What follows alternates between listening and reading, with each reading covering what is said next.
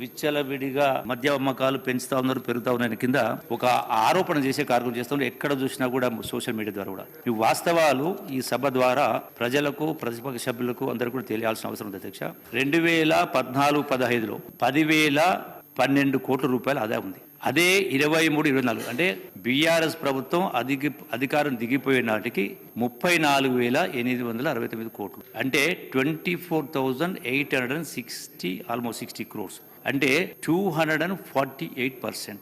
అట్లాగే కాంగ్రెస్ ప్రభుత్వం అధికారం వచ్చిన తర్వాత గౌరవ రేవంత్ రెడ్డి గారి నాయకత్వంలో 2024-25లో వచ్చినటువంటి ఆదాయం 34,603. అంటే గతంలో వాళ్ళు దిగిపోయినప్పుడు 34,869, ఇప్పుడు 34,603. అంటే పెరిగిందా తగ్గిందా అధ్యక్ష? రెండవది అదే 25-26కు వస్తే 35,959 అప్ టు February 26. అంటే మరొక అంటే by end of 31st March వరకు అప్రాక్సిమేట్లీ సబ్జెక్ట్ టు కరెక్షన్ ఇంకో 3,000 కోట్లు పెరగవచ్చు. అంటే దట్ గోస్ టు 38,900, 38,000-39,000 crores. అంటే ఇది కూడా ఎందుకు 3,000 పెరుగుతా ఉంది అధ్యక్ష? మొన్న ఏదైతే లిక్కర్ ఆక్షన్స్ అంటే ఏవైతే లాటరీ చేయడం ద్వారా అయితే రాష్ట్రం ఆదాయం వచ్చిందో దట్ ఈస్ ఆల్మోస్ట్ 2,900 crores. అంటే అది మైనస్ చేస్తే బేసిక్గా 36,000 కోట్లే కాన్స్టెంట్గా ఉంది.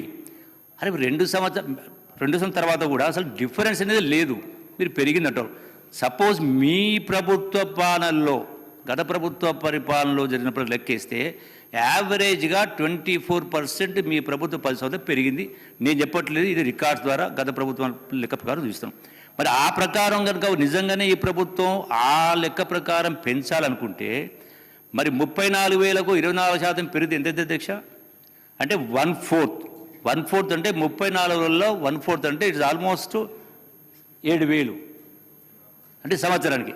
అంటే ఈ 35,000 42 కావాలా, ఏది 2024-25కు. మరి ఈ సంవత్సరానికి మళ్ళీ అదే ప్రకారం మళ్ళీ దానిపైనే మళ్ళీ 24% అంటే మళ్ళీ ఒక 7-8,000 కోట్లు, అంటే 53-54,000 కోట్లు పోవాలి. మరి 35,000 ఉంది అధ్యక్ష, ఎక్కడ పెరిగింది? ఎందుకు పెరగట్లేదు? మీరు పెంచడం ఎందుకు పెంచలేదు?